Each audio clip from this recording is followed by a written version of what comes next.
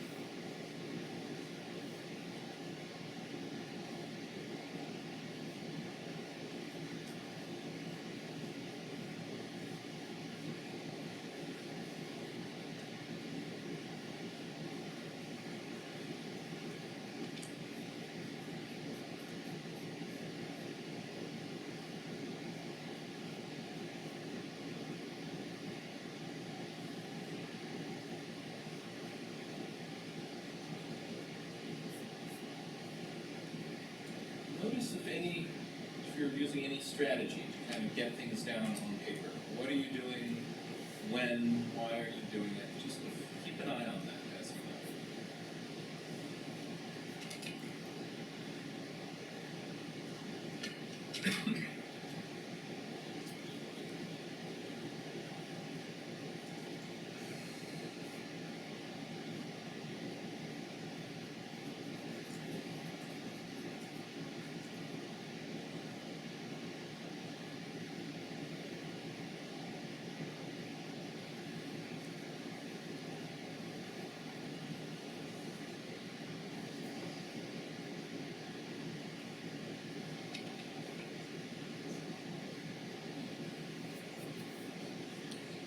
Notice how you feel as you're drawing.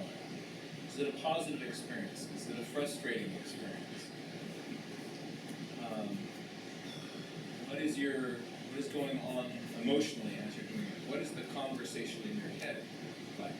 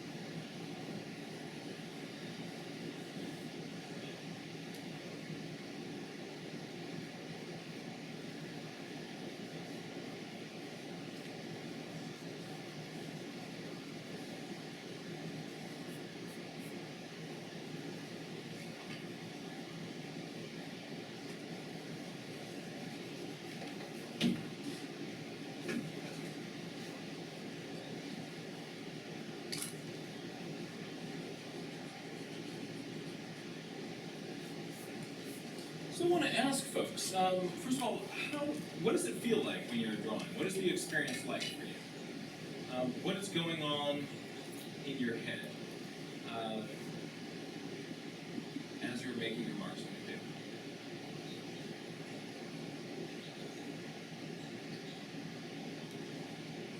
Yes? Thinking about the shape. Oh, is it- How it is in there. So you're talking about your general strategy. Let's start with that. So your general strategy, you're blocking in the better general shape. You're saying you're looking at how broad it is versus tall it is. The general proportions of what you're doing. What other sort of general strategy things are people doing? That's great. So I looked at the length versus the height of the skull and made a rectangle to approximately get. So just made a box to get that. Sort of rectangular skull, so you're getting generally these proportions blocked in and then filling in from there. Other strategies, what were people finding themselves doing? Yes? Well, got the general shape and then was trying to sort of follow the cracks to kind of figure out where the portions would be from, like the eye socket.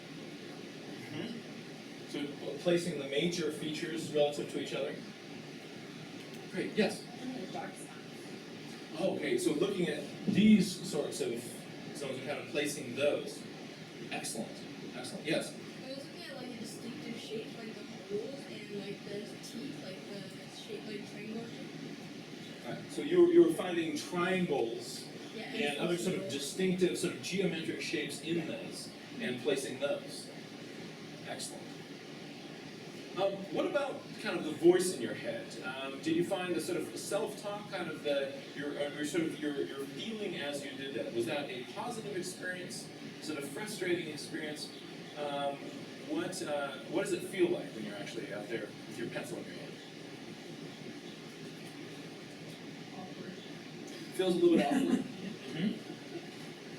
Yeah, just like knowing that the portion isn't right. Right. So sometimes we kind of get this feeling that there's something going on here, and that doesn't feel it can feel kind of funny, right? Like it's not quite right. Right. It can feel frustrating. It can feel very, very frustrating. Sometimes we get really positive feelings from doing this, and sometimes there's a real frustration there. The more that we do things that kind of promote that frustration, the less likely it is that we actually continue to draw. And there are some approaches to drawing that can lead to really profound frustration. Similarly, the more that we find ways of drawing that are actually enjoyable to do, the more likely we're going to pick up our pencil again and do it again and again and again and again and again. And that ends up actually being the trick to getting good at drawing. The more you draw, the better you get at drawing. So if we can make the experience more fun and more of a delight for us, so you can't wait to kind of grab your pencil and go, you then are setting yourself up to make lots of pictures. So what I want to do today is give you a whole bunch of strategies to take something that you're looking at and to get it down onto the paper in a way that feels, that is sort of organically yours. I've seen a number of different drawing strategies presented kind of as exercises. But what I find is that a lot of those things we often think of as an exercise can be integrated together to make a kind of a flow for your drawing. So I want to walk you through my drawing flow in drawing, let's see, where did I put, oh, here's my little clicker, in making this sketch right here. And then we'll take a look at each of those steps in a little bit more detail to kind of give you a quiver of tools that you can use when you're trying to take something and put it down on the paper. Then we'll take another look at it and kind of see how these integrate together. So the first thing that I do when I'm making a sketch like this is lightly, very, very lightly and loosely on my piece of paper, I make a sketch, kind of an overall scribbly oomph drawing of what I see. Can you see this in the back? Yeah. Right, it's possible that on the video here, you won't see anything at all because this is a very, very pale image. There's no detail here at all.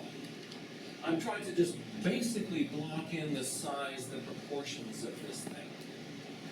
And I intentionally have no detail here. My next step is very similar to what Lena was doing. She was looking at how broad is this thing versus how high is this thing. She's starting to think about measuring this object. She's looking at the overall proportions of what she's seeing. So what I'll often do is just pick something as a measuring tool. Excuse me. Perhaps the distance from the base of the nose here to the end of the teeth. And I'm going to call that distance 1. Right? And just use this nose-tooth distance as a measuring tool to help me block in the general proportions of this. So I found this thing to be about 3 of those widths wide, about 2 of those lengths tall. I'm looking at the overall proportions of this. Very often, when I'm drawing something, the parts of it that are the most interesting to me, if something's really cool, I compensate for that by just drawing it even bigger on my picture. So if you've ever drawn a picture, say, of a human being, you ended up accidentally with a head that was way too big. It's just because your attention is pulled to that, we tend to draw it too big. Again and again, you can look at drawings and paintings of birds of prey that people do. They always have beaks that are too big, talons that are huge, because they're cool.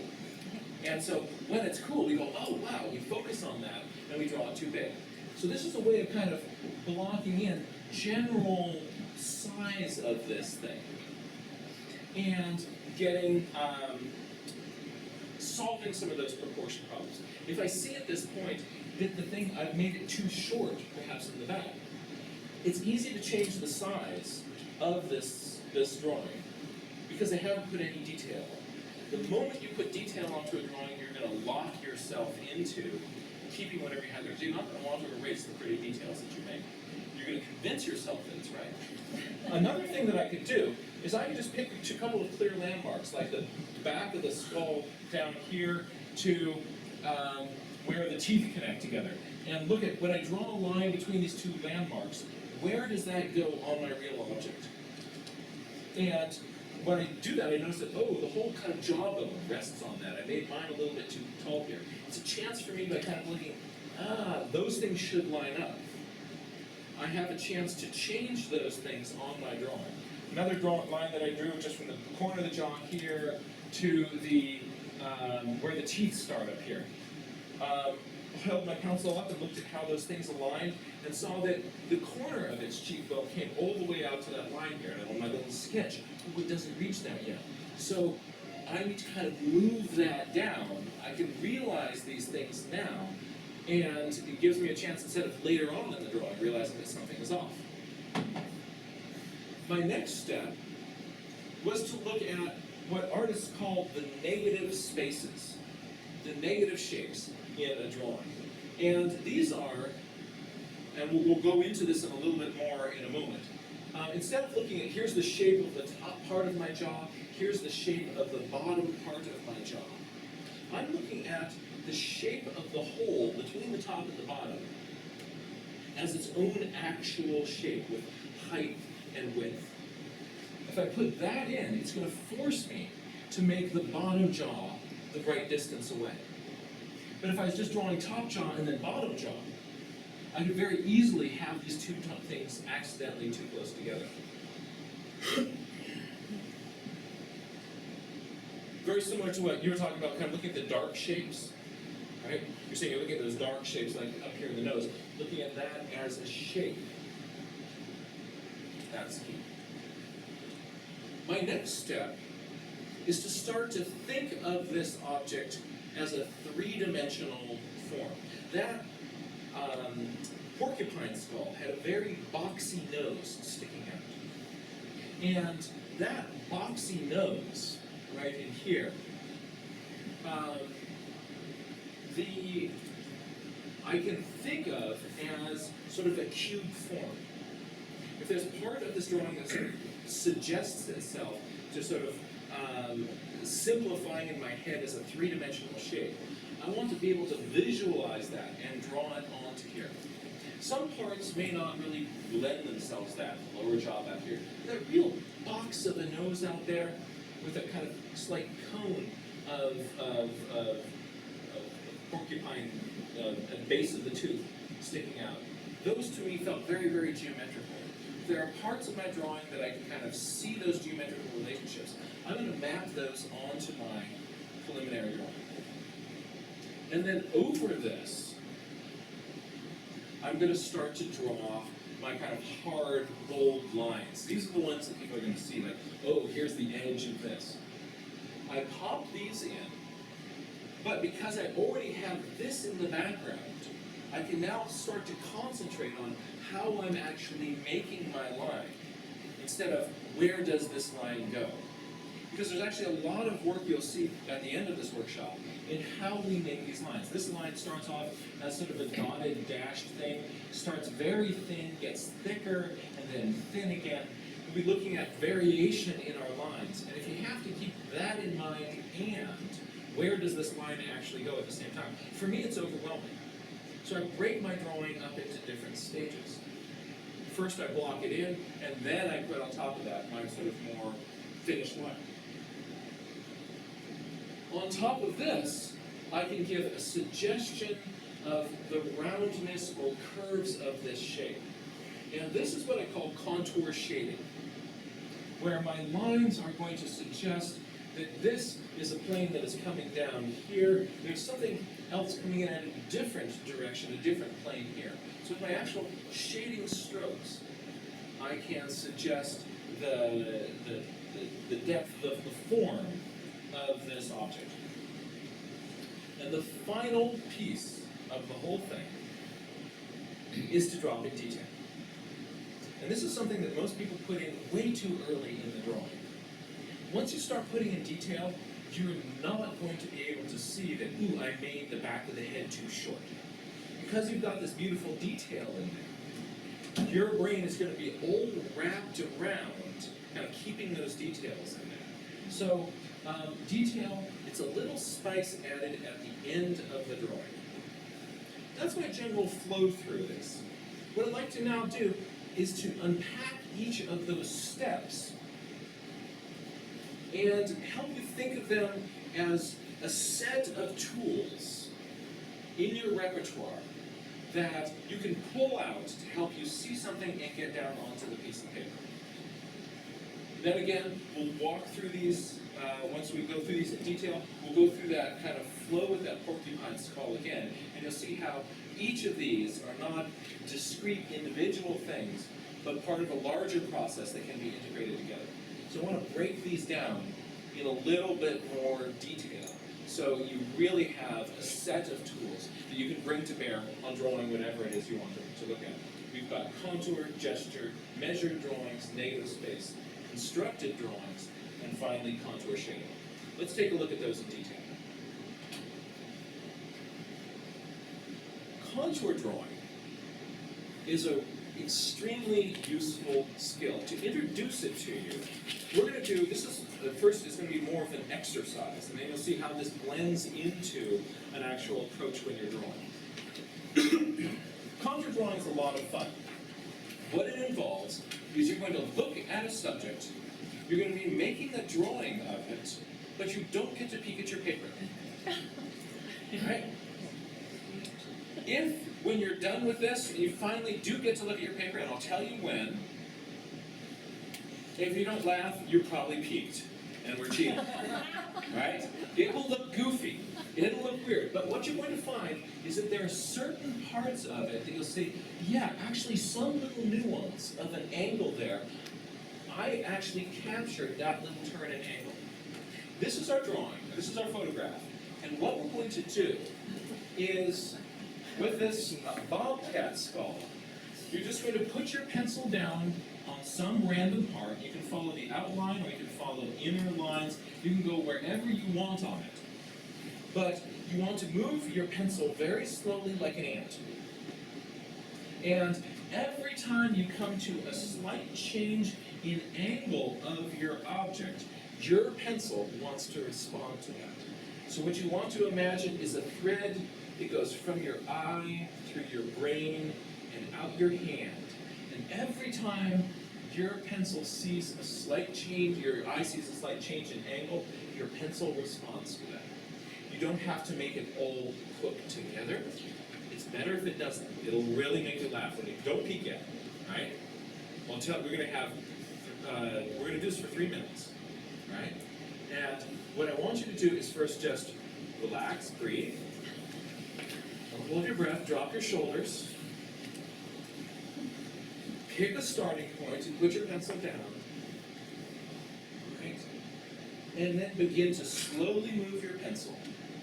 And take your time wrapping smoothly around each little change in direction that you see. Let your pencil follow it slowly. Drop your shoulders. Breathe. There's a thread that connects your eye and your hand. And you've got enough tension on that thread so every little jiggle that your eye makes, your hand responds. This is something you can train into your fingers. The more you do it, the better it gets. Relax, drop your shoulders, and clench your jaw.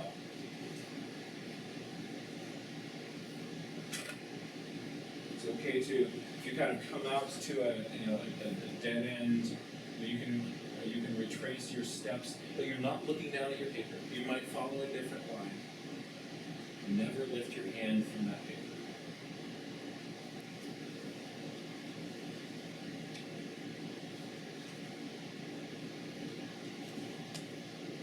You're waiting at the dentist office.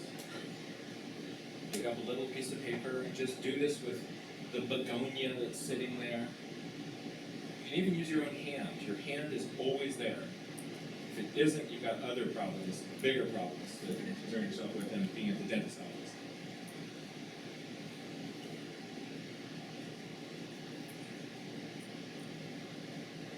Just let your eye be a little ant.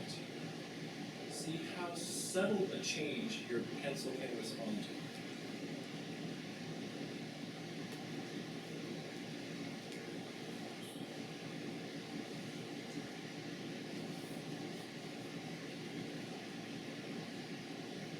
And take a look down.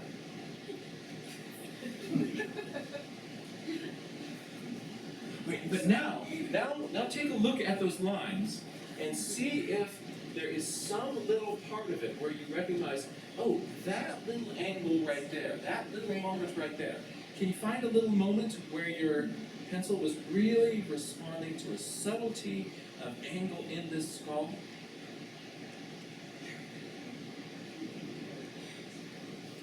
It shouldn't all connect together. That's the power of getting yourself to look at the object rather than your paper.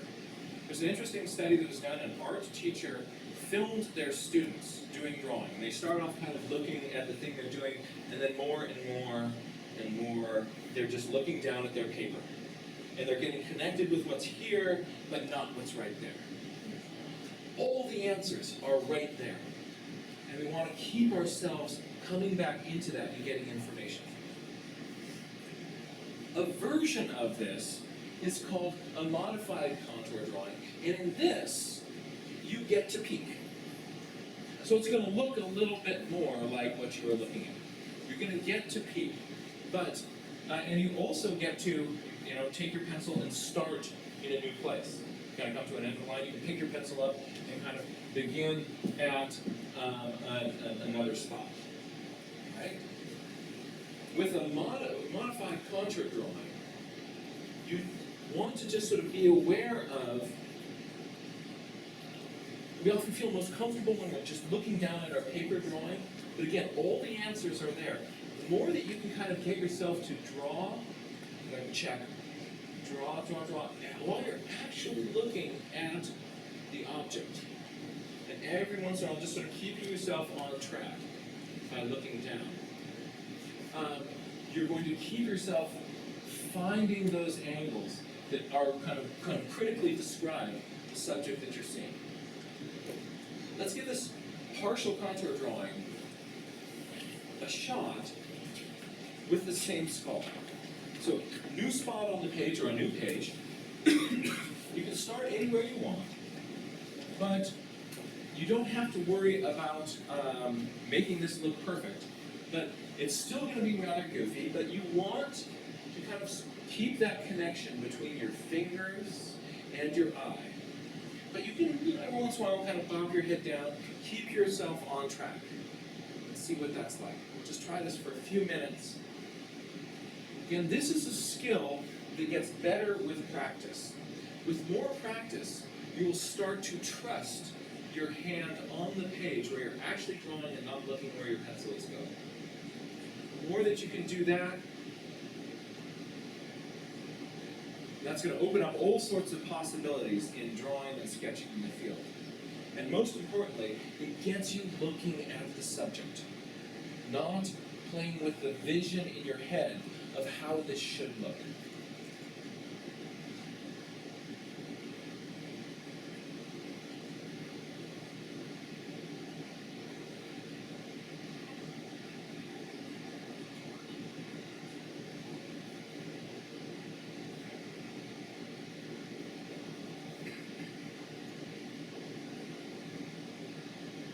Relax your shoulders.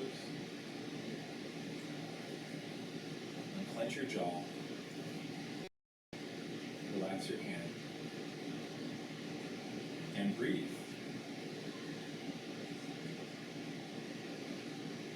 Still, the most important thing, rather than the picture on the page, is getting your pencil to respond to the changes in angle that you see.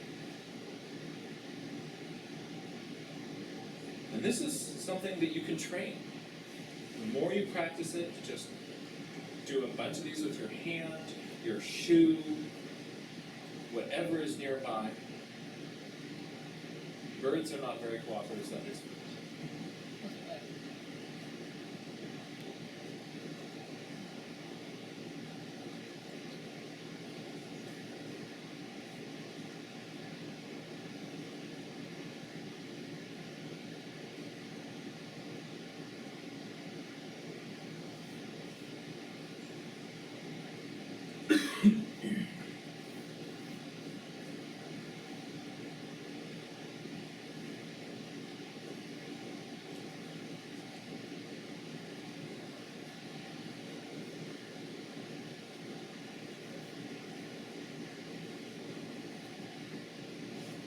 This is a very powerful practice to explore.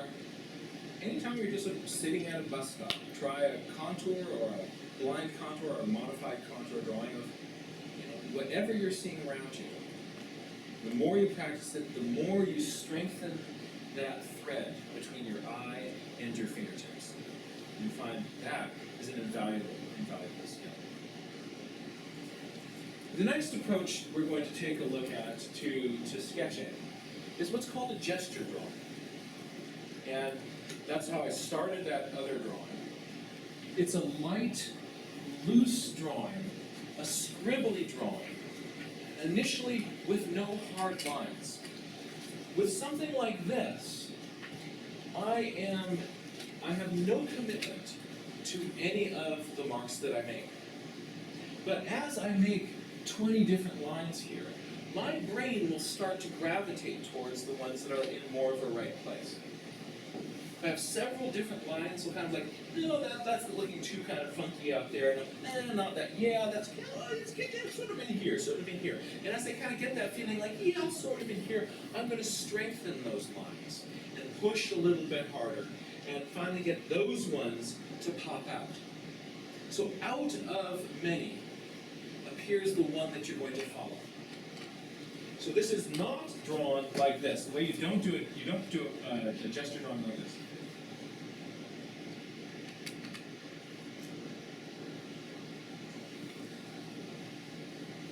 It's not that energy at all. A gesture drawing is more like this. Your hand is moving fast. It's light, it's loose. It's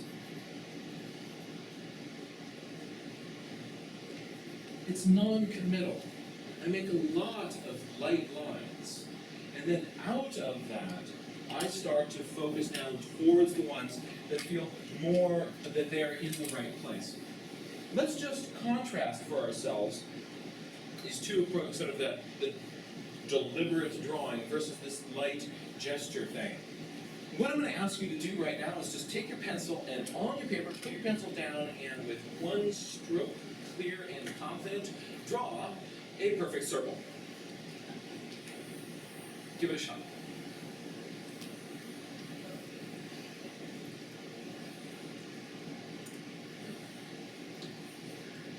How'd that work out for you? All right, I'll show you mine. It's kind of wobbly, isn't it? All right? And, you know, I guess the more you practice this, the better you can get at it. But there's a similar way. It's the gesture drawing approach. With the gesture drawing, what I do is I start with this kind of going around, and I've got a lopsided circle, but I notice where it sort of needs to be pooched out more, and I add more into that area. And then as I see the lines that sort of really feel right, I'm going to reinforce those more, and I end up with a circle. So if I start off and it's lopsided, I am correcting that, and I need more on the top, all right, and you then kind of get into, yeah, I think that's better, right? Give that a try. Make a gesture drawing of a circle. Don't just keep kind of going around the same track, but really look at what you're getting. Where does that need to pooch out? Where does that need to be trimmed? And then as you do that, watch the circle appear in front of you.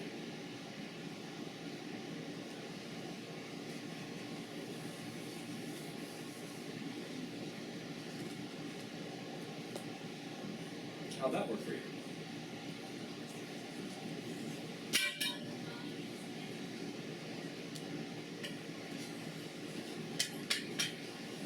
Like it?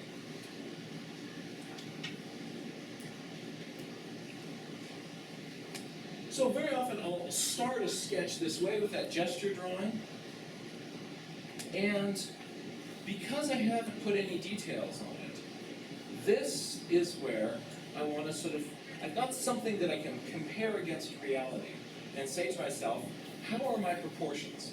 This is where I'm starting. I've now got something to sort of test and sort of see how is it the right length versus height, and this is where I will start to sort of put in my my proportions. I want to think of you know, how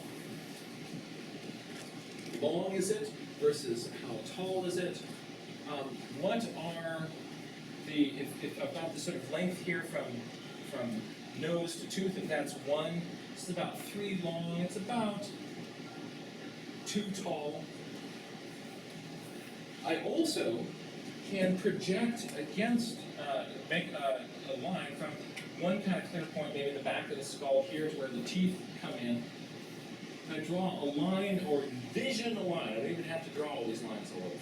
If I envision that, I see that, oh, actually the jawbone should come down and lay right against that little line right there. That's interesting, right? I can see from the point of where the nose is here, if I drop that line down, where does that intersect on the bottom?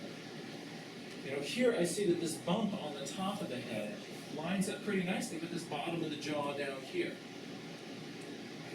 But if I'm focusing on drawing the top up here, right, and not projecting where does that connect down below it, it's easy to get my jaw perfectly drawn over here with that bump perfectly drawn over here.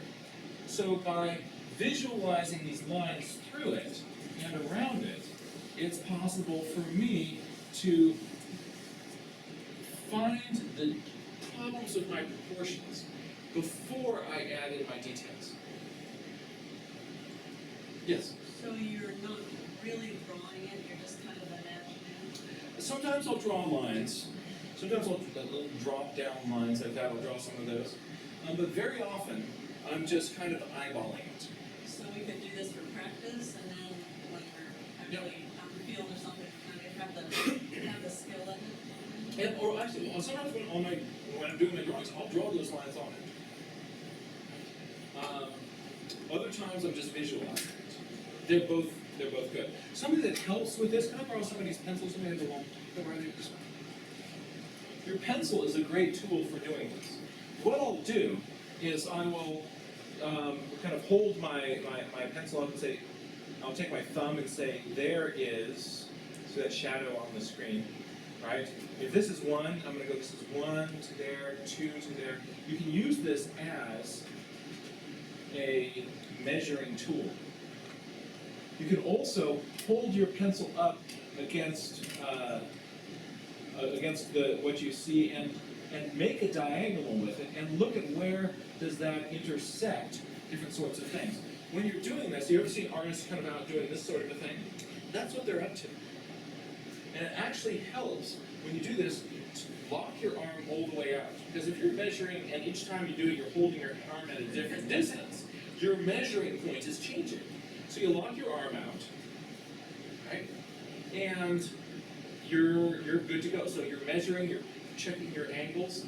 Holding that pencil up also gives you a straight line against which you can notice angles, right?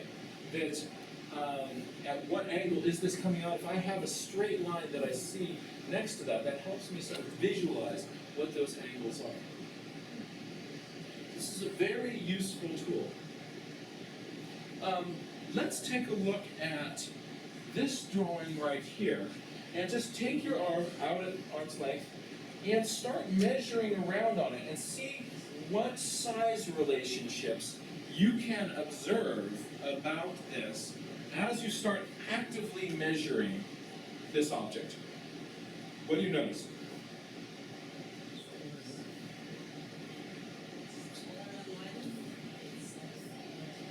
The tallest and widest point is about the same. I'm sorry? It's square and the widest point about halfway. So the widest point is about halfway up. The circle's a quarter of the line length and a quarter of the Oh, this is 1/4 of this distance. Interesting.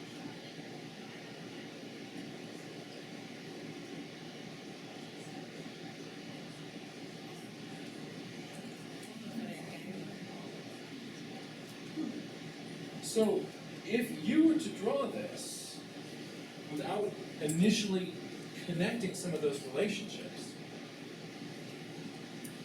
it would be very easy to get parts of it that kind of look right, but the overall thing could be wacky. Let's make a drawing of this on your piece of paper.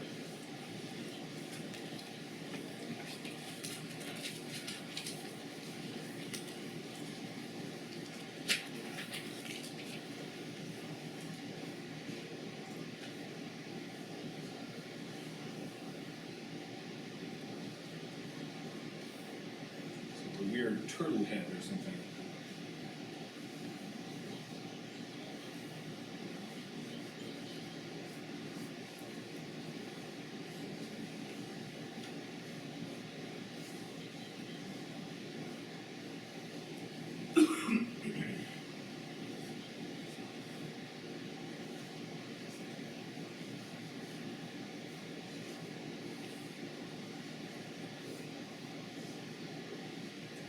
For part of this,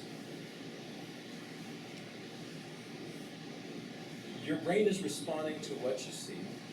For part of it, your brain may be just sort of filling in and making stuff up. And sometimes you get a few marks on the page, and because we're there, we believe them, and we're just going to go with it. But actually having some measurements to kind of keep ourselves on track is going to really help our drawings. The more you measure it, the more you think about these things, the size relationships, the proportions begin to flicker into your head.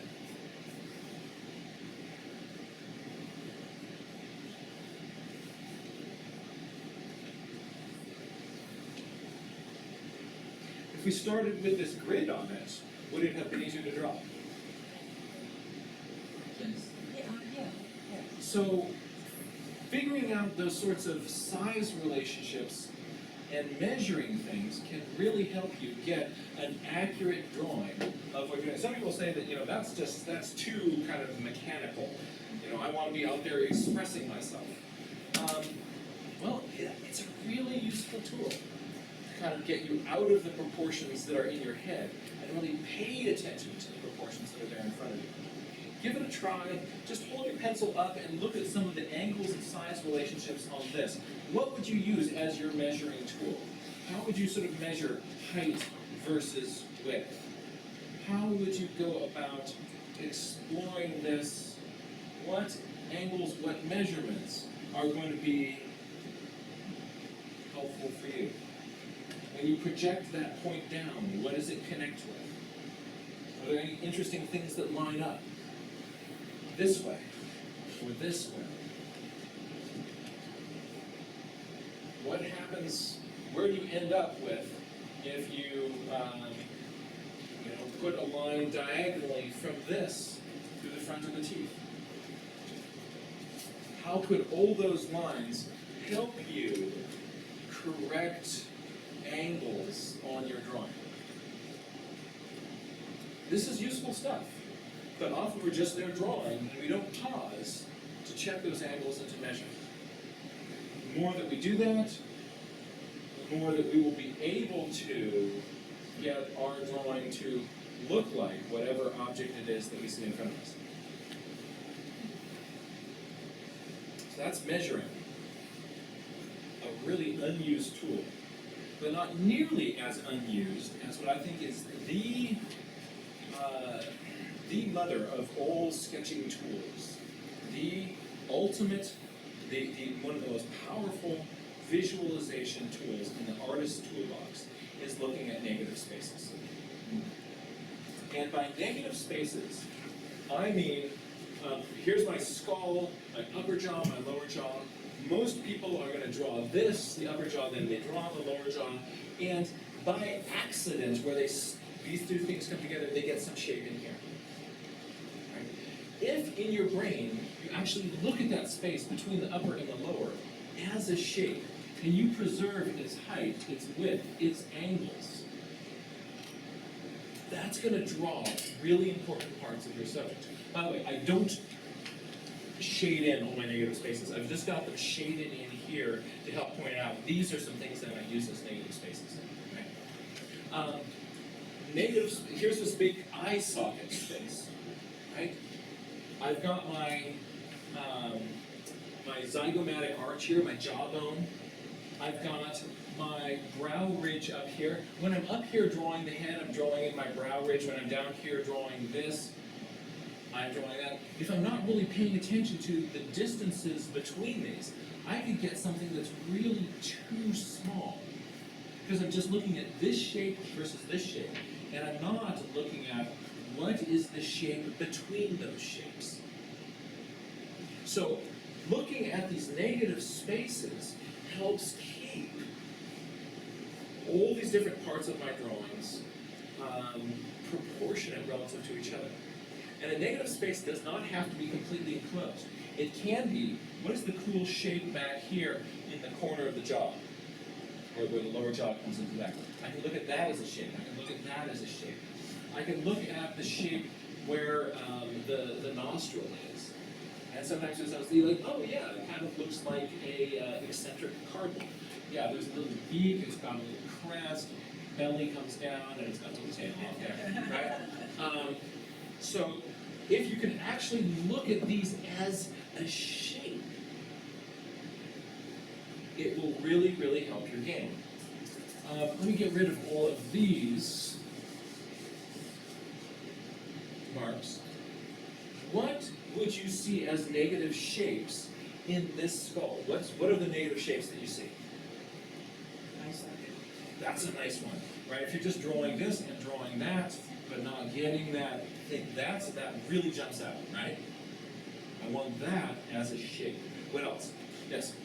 The shape of the nose, the short triangle shape of the shape of this in here? Yeah. Yeah? We have a shape here. We have a shape there. Yes? The mouth shape. We have a shape in here, right? The shape between two shapes, yes? Hmm? You? The one that's kind of like to the right of the eye. Right, oh yeah, right back here? You know, this circle. Here's something that's really outside. Yeah, we did one. So it's this shape here, No, Underneath it. this one here, this here. yeah. Yeah, all right, so here, look at this. Look at this as a shape. Don't just draw the jawbone. Look at this space behind that as an actual shape. Other ones you could have this here, right? All of these present themselves as shapes. Look at the angle here. Look at how when you focus on the shape of the red back here, it's easier to see this angle than it is if you focus on the bone. Because you're looking at the less detailed part, you can see that angle more clearly. When you're looking at this part, you're so distracted by these little sutures and lines and dots and things. When you look back here, you're looking at the most simple thing. That's the power of negative shapes.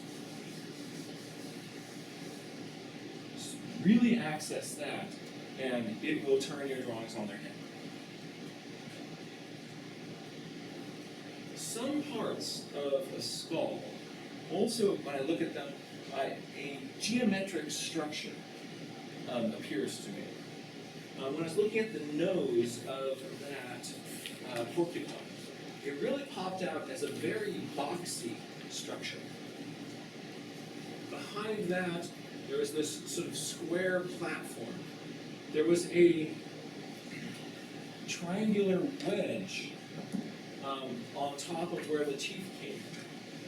So if I can also get myself to look at my subject three-dimensionally and say, are there parts of this that are kind of made up of simple geometric shapes, cubes, cones, these sorts of things, spheres.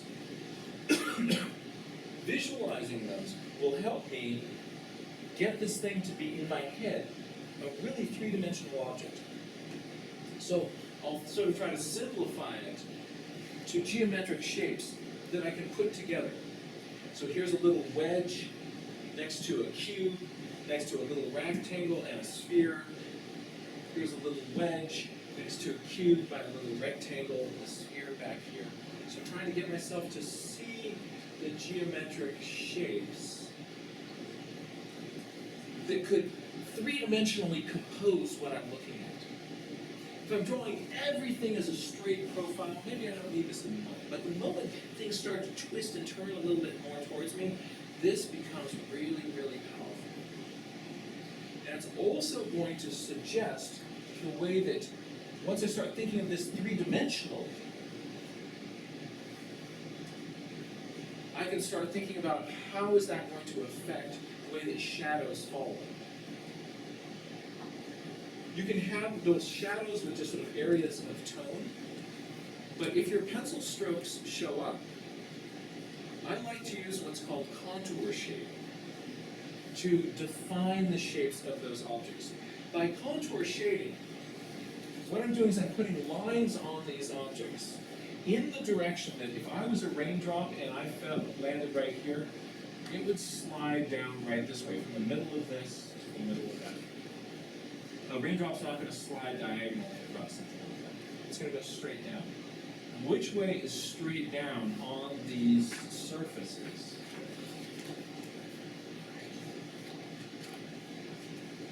On a round object, I like to think of latitude and longitude lines.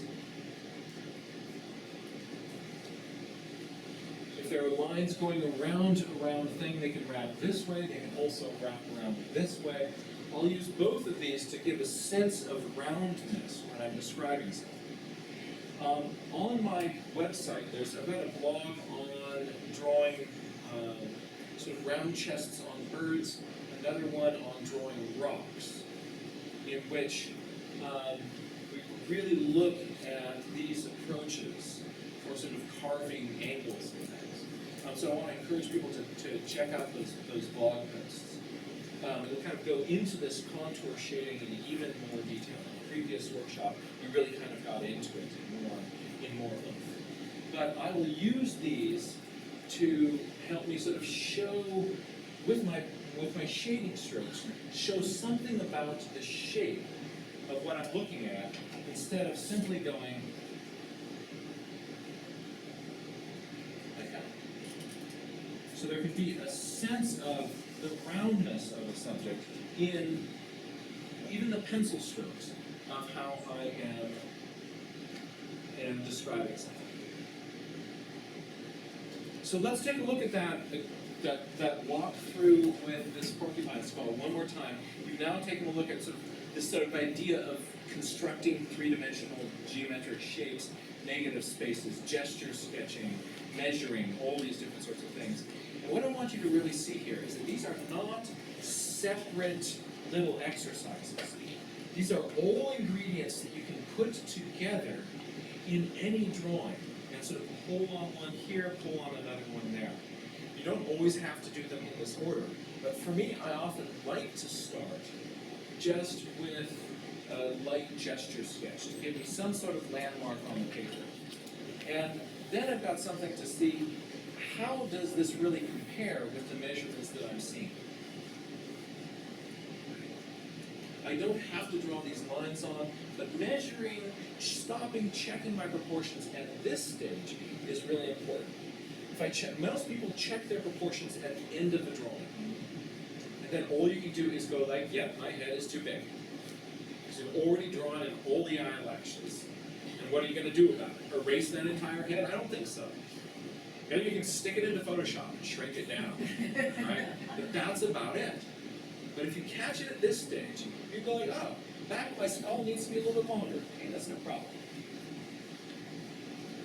I'm also going to look at how things line up. Right? Got my pencil out there doing that. And I'm good.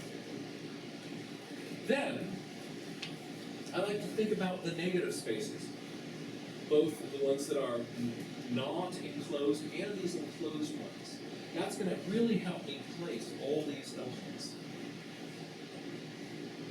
On top of this nose zone was especially boxy.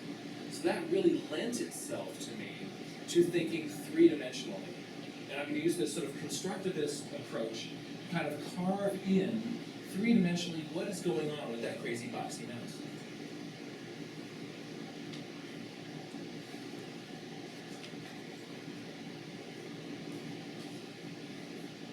On top of that, I'm going to use that partial contour approach to drawing my lines. So as I'm drawing in these lines, I'm not just looking at this. Often I'm looking up and then checking down.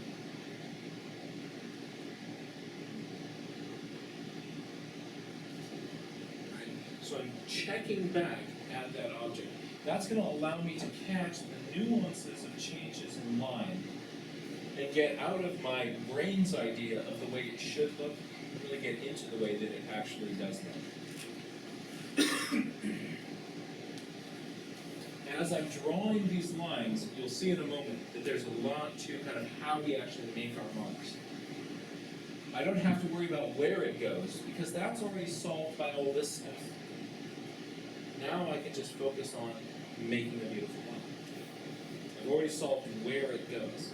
And you'll see that there's actually a lot behind how you make the line itself. We'll get to that in just a moment. It's hard to tell what is dropping in or popping out from this, so I'll often use contour shading to suggest changes in planes or angles on my subject to make some parts sort of curve in or flatten out or drop down. The last thing that I put in, the very last piece, is a little bit of detail on top of that. Put that detail in too early, it'll either get smudged away by your shading or just lock you into a decision that you want to change later on. By doing it at the very end, it really frees you up to make a lot of changes in the work that you're doing. So let's take this whole bag of tricks, especially any that are new to you. Right, so of these, which are ones that you find yourself not using very much? Which are kind of elements that we've talked about here that you find yourself not doing so much? Yes? That block. The three-dimensional blocking. Right, so your personal challenge is to really get constructivist and play with that. Right? What's another one that you find yourself not doing too much? The measuring. All right, so Lena, you're going to be, I want you out there like this, just measuring the bejeebers out of things, right? And play with it. Now, you both may decide at the end of doing this, like, you know what, this approach really isn't for me, and that's totally fine. But first kind of mess around with it and sort of see how it can improve your game, right? And then if you want to discard it, that's totally fine. But first really get a feeling for what it is. What's another one that's sort of a new kind of approach for you? Getting the negative spaces right. All right. What you do. So you have to go crazy on negative space, right? So what I want you to do is to sort of step outside of the comfort zone of the way that you always draw, play with some of these new approaches, and see what happens as we mess with this little trick. It looks a lot like a trilobite, doesn't it? This is actually something that is still alive. Called a horseshoe. Yes, that's right. Yeah, but they have compound eyes, just like a trilobite. So let's first, before we start drawing, let's just sort of think about this. What are some sort of measurement or projection lineup lines that can really help with this? Yeah. There seems to be already a line conveying onto it. And then you use the front, the back, and the tail. All right. So you're sort of saying that you're seeing these sort of, are those the ones you were talking about? All right, so you're seeing sort of parallel lines in here, here, and here. Right? What are other things that you're seeing in here that would be kind of useful kind of visualization tools? Yes? Pardon my ignorance, but you can your brain can see some measurement much different than your neighbors see, right? I mean, the distance between something and what stands out by your vision. Does that make sense what I'm saying? Yeah. Especially if you're looking at a real object from different angles. Right. So we'll all see radically different things. Sure. That's a little bit more controlled here on the photograph because we all see the same angle on it. But different people will be interested in different aspects of it, right? Like so for instance, somebody who kind of goes like, "Whoa, check out that tail." Right. They're much more likely to exaggerate the length of the tail, right? So that's going to be a personal thing. Okay. So this is for you, right? The negative space. So how would we use negative space on this? Sometimes it does. What I'll do is I'll kind of look for some structure within it, and that can really help. See what you think about this. Think of this as a negative space. If I look at it as a shape, right? Here's the actual center line of this thing's body. It's coming around right now, right here. Right? Look at this crescent moon here as a shape. Right? Doesn't it'd be so easy to draw this center line right down the middle, like this. Right? And then you draw these little spikes here in the middle. But if you can see that crescent of the negative shape made by the center line and that far edge, and you draw that in on your paper, that's going to make you push that center line all the way up there. So let's block down on our paper. Oh, one last thought. Try to hold off on drawing them spikes as long as you can, right?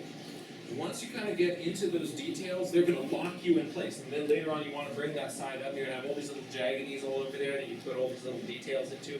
You're not going to want to, right? If you can wait, you just sort of wait for it, Wait for it, be patient. If you wait for it, right, then at the end, at the appropriate time, you can drop that sort of detail in. Remember, that's dessert. The detail is dessert. You don't have your dessert first, or you're going to lose your appetite for the story. Now, lock this in, and so play with it. This is going to be here for about 3 minutes. See what happens.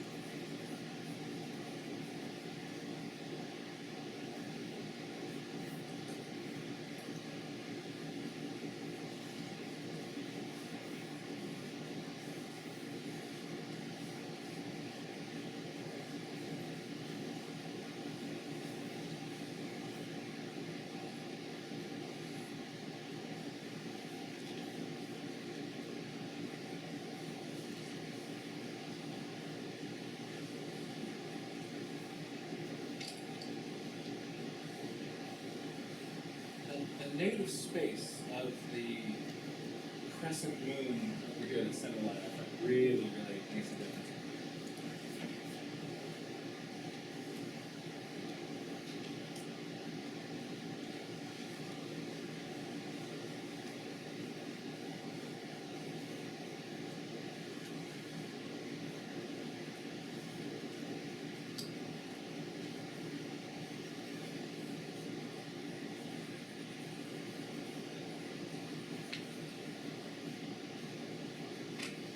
About to scuttle away. If you want to drop in any detail now, go ahead.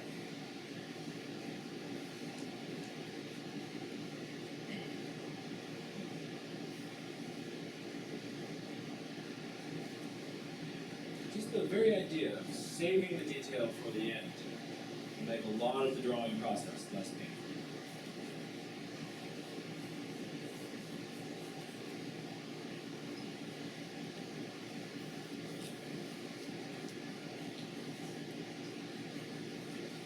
All this has been so far focusing on what are our visualization techniques that help us get the raw structure of this onto the piece of paper. Another thing to think about is that once we've got that, how do we kind of convey the depth and the beauty of it with our line work? And spending a little bit of time thinking about how you're making your lines really helps. We're going to take a look at a few different ways of thinking about lines. First of all, how to make lines, ways of mechanically making lines. And then we're going to take a look at where you would choose to apply those on a drawing. So my first thought is, how many people have had this experience? You're drawing a plant stem. Here comes your plant stem.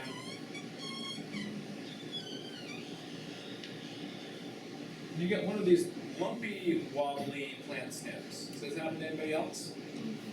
Wouldn't it be nice if you could get a beautiful, parallel, slender, graceful plant stem without going nuts? Check this out. We're going to take a look at several different ways of making lines. And the first we're going to take a look at are finger lines. Alright? So for a finger line, what I'm gonna do is I'm gonna put my hand down on my piece of paper and just make a little arc with my pen, right? And then lift the pen up, put it down a little bit below that same hand position, and make another line below it. So I've got,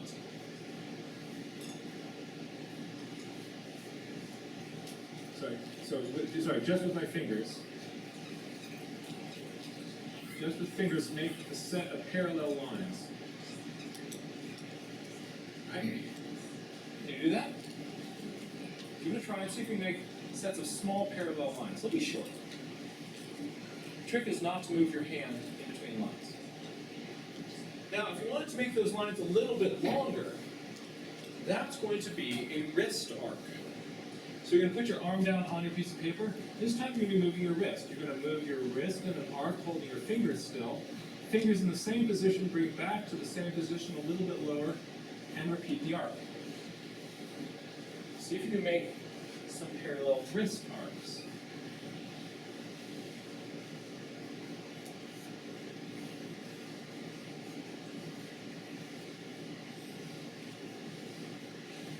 And little straight side branches, perhaps. The motion of your wrist, because you're pivoting around the point, will put a little bit of arc to this. But very often little plant stems have an arc, so then we can turn your piece of paper so that the arc ends up going in the right direction for you.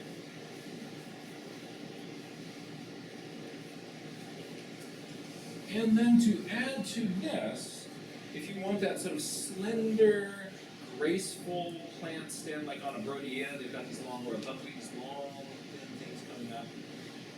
This is going to be an elbow arc. So you're going to put, this is easiest done on a piece of paper, but if you're sitting somewhere, I will kind of have my pad secure, I'll lock my elbow into my thigh. And what I'm going to do, easiest at a table though, so I'm going to lock my elbow down, make an arc, come back, not moving my elbow, and make a parallel line right next to that. See if you can do that. Give it a try. You lock your elbow down, give your elbow a permanent place to live.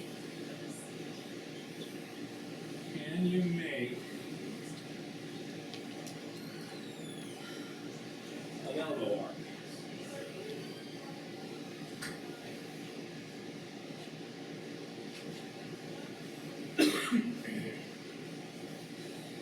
How'd that work for you? Right? But still, these aren't straight lines, right? We made circles before. We say, I can't even draw a straight line. Would you like to be able to make a straight line? Here's how. Just don't bend it. So the secret for the straight line is, all right, I want you to shake your shoulders out. Right? Right. Right. Loosen up those shoulders. Right? Because these are going to be shoulder lines. Shoulder line. You're going to keep your hand relatively in the same position, your wrist in the same position. So your elbow's not going to be wobbling all around. And what you're going to be doing is you're going to be moving from your shoulder. Right? Move from your shoulder and see, and you move from your shoulder.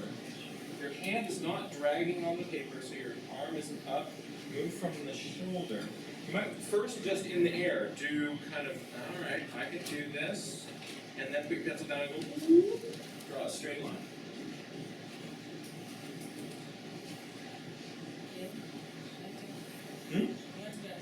Much better? It's hard to make two thin parallel ones with this because there's no coming back to the same pivot point. But you can make straight lines.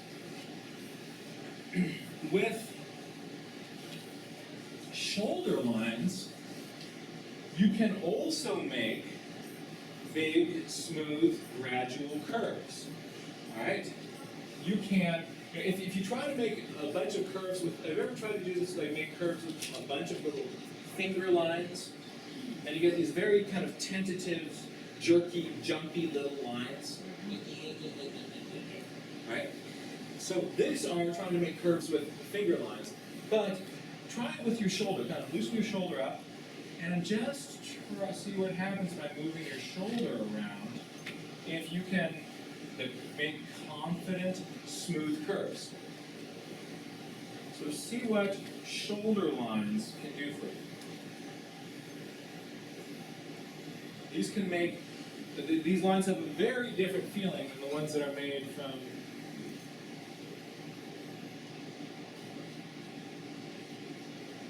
So play with that a little bit. See what happens when you draw from your shoulder. There's one school of thought that you should do all your drawing from the shoulder. And for me, like I sometimes, in their small picture and I am making a smaller line. But if there is a line that I can make with a larger sort of body movement, sort of splicing together several little finger movements to make what could be a wrist movement is going to result in a much less confident line. So next time you're sitting at the dentist office, get a piece of scratch paper and fill it up with finger lines, wrist arcs, elbow arcs, shoulder lines, smooth shoulder curves. The more that you kind of kinesthetically get used to drawing in all these different ways, instead of doing everything with just little finger pulls, your drawings will have much more strength and confidence to it. Because you've got more of a, this allows you to make a smooth and confident, clean line.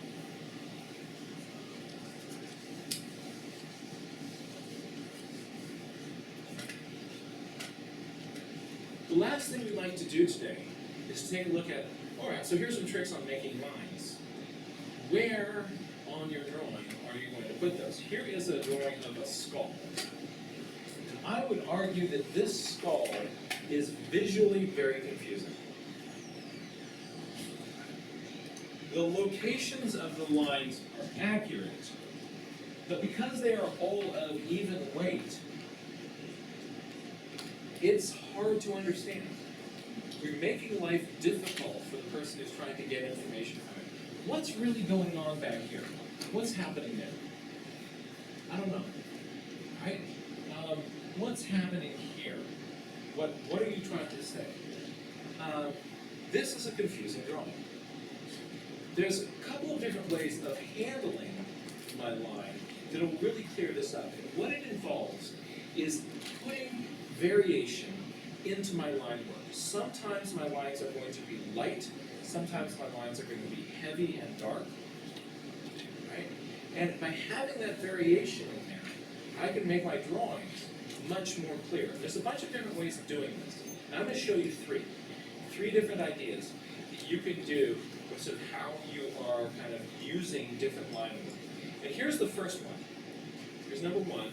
This is called a line hierarchy. I've got some lines that are heavy, some medium, some light.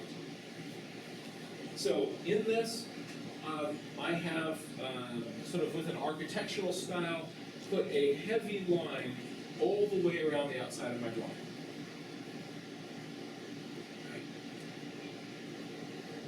I've also used a heavy line to outline some of the major features of this. Like this zygomatic arch right here, the jawbone. And then I've got some medium weight lines for things that aren't perhaps as major important structures. Medium weight line right in here, medium weight line here, medium weight line going here, and then some very fine light lines for some of those cracks and fissures in the skull. And I would argue that this, because of that variation in lines, is easier to read than this picture. So this is just a line hierarchy. So I'm thinking of what are my major features, I'm going to hit those with bold lines, my secondary features, and then my lighter features. That's one way of doing it. Here's another.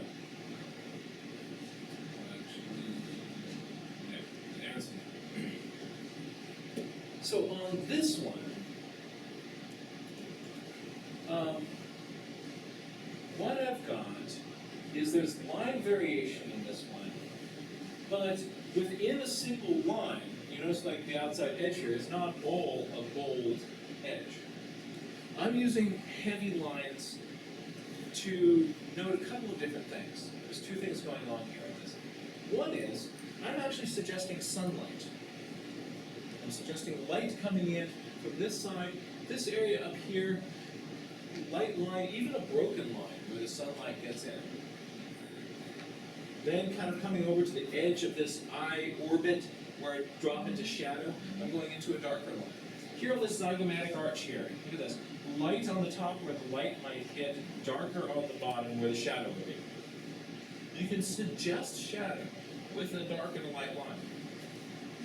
Another thing that's going on in this picture is that I'm trying to suggest the depth, what's close to me or far away from me with my line weight. If I press harder and make a darker, more bold line, that is going to make that part of the drawing feel closer to me. A lighter line recedes. So, right here, around the front of this orbit right here, it's a bold, heavy line. Notice that the things that are behind it are lighter lines. That's intentional. I want them to feel further back. Here, big, heavy line, stuff that is going further back is lighter. This line coming around, connecting in here, lighter, coming to a heavier line. I could have made this bottom edge of this dark to be like, the light side and the dark side. But then if I made this really, really dark and bold, it would pull that edge forward, and that would be visually confusing. So I left that as sort of a medium weight line so that this part here would feel like it was closer to you. So I'm playing with ideas of line hierarchy, light and shadow, and near and far with all these lines. Here's a line hierarchy one, the sort of midline of this. That's kind of a light line coming down there. All those cracks, I'm handling them lightly and loosely. So I can put all of those together. And those are considerations I'm making when I'm actually drawing my lines. That's why I love to have this whole kind of, all the problems of where does this line go already worked out when I go to draw my lines in. So I'll do all that kind of underdrawing, kind of blocking things in, making it measuring and the gestures and kind of narrowing in on it, or using that kind of constructivist approach, making the boxes on the nose. I get those things worked out, then I can come along with my lines and be much more sort of bold and confident, and even make a shoulder line over here. Because I already know where those lines go. So all of that is kind of going on behind the scenes when I'm making my drawings. As an overview, we've got a bunch of tricks in your quiver of ways that you can visualize things to get them onto your piece of paper. Then when you've got that, we have a number of different sort of body mechanics of making our lines and different considerations about where we're going to place those lines on the drawing. My last thought, you can do this. And you can. This is just a skill. This is a skill that you learn by doing it. The more you do it, the better it gets. This is your brain, right? You're 2 or so pounds of electric meat. And it connects out to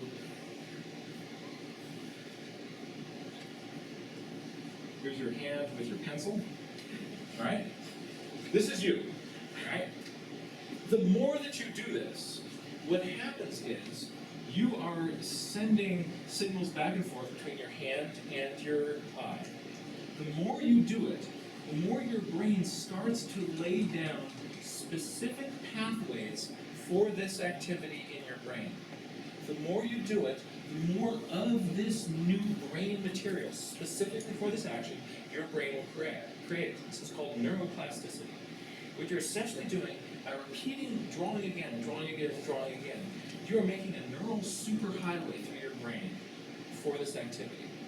If you have not drawn since elementary school, this is a tiny little thin path.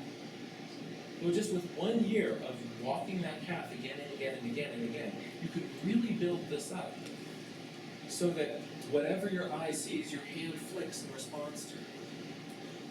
And it's a learnable skill. It's not a gift, it's nothing magic. It's no sort of special gene, right? It's just a skill, like making a good omelet, right? And you can learn how to do it. And the trick is to get yourself to start to do it again and again and again. So, I've got homework for you, right? What I want you to do between now and the next time that we meet is you owe me 7 drawings. 7 drawings playing with and incorporating these techniques. Get yourself to mess around with these different techniques, especially the ones that are kind of a little bit odd or new for you. If at the end of the day you decide you don't want those, that's okay. You can discard them. But a lot of people have found a bunch of these things really helpful.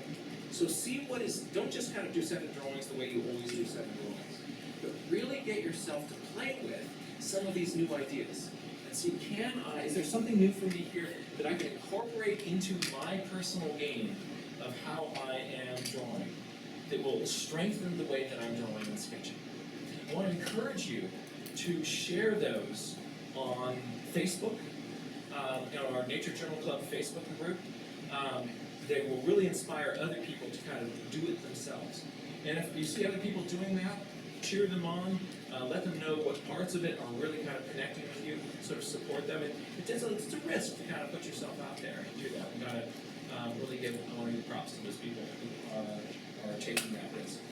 So give it a try, mess with this. Just listening to this lecture or watching this lecture on YouTube is not going to do it for you. What will do it is just get yourself to do it again and again and again and again. That repetition is what's going to build up your electric meat to be able to handle this task of you see something in front of you, you want to get it down onto paper. Lastly, have fun. Be gentle with yourself. Right? And just remember, the more you do, the better it's going to get. It's all practice.